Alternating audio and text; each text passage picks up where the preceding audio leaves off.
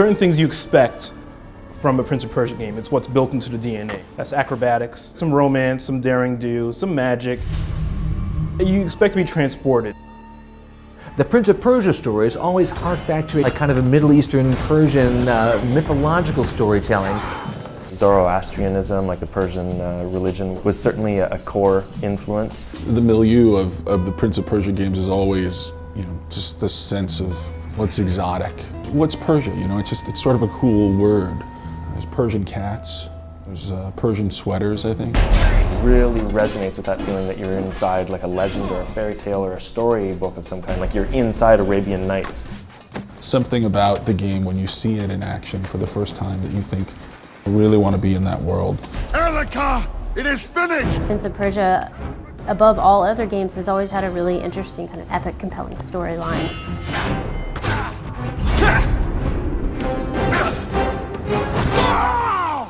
This storyline basically involves the prince having to clean up the world from a corruption that spread as a result of two gods battling.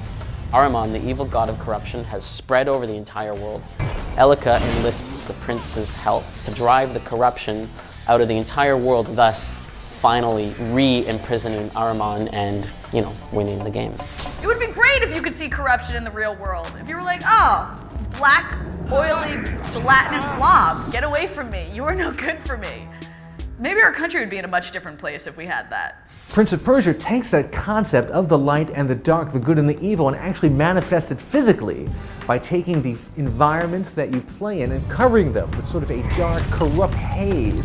There is no life in this world. Everything is gone. We really wanted you to feel that evil and that corruption in this world.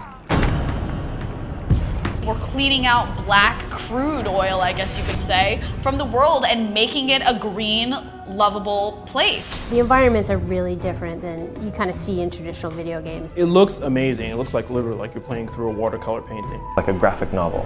It almost feels like a comic book, like you're reading an illustrated book and it's like, boom, you jump into the painting and there you go. It's like, wow, look at that. This game is gorgeous. It is literally like they took artists and said, paint this world for us and then we're gonna animate it. When they chose not to go with making the characters look as realistic as possible, people were really shocked by that. Instead, they took a very interesting artistic direction. It doesn't look like any other game that's coming out this year.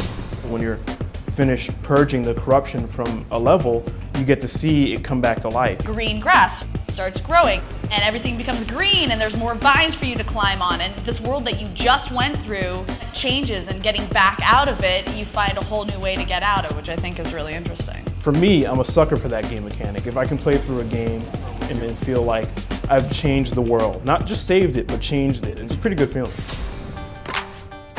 The previous games in Prince of Persia were completely linear, and this one is completely open world.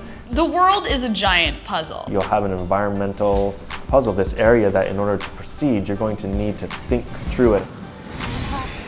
Everything flows into another, it just happens because it's part of the game world. The enemies in Prince of Persia are definitely very over the top. They're very kind of big and monstrous and lurking and evil looking. But it's not just sweeping away, some dust bunnies with a broom. It'll fight you back.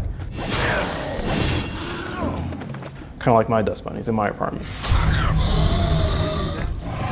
And then you have lieutenants, more serious boss characters that guard entire regions.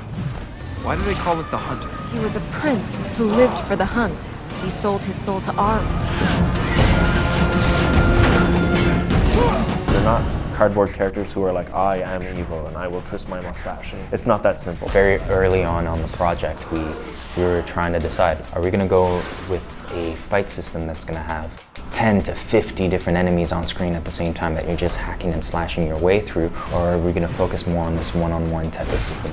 The natural choice was to go in this one-on-one fight. We really wanted personality with these characters. Enough of this.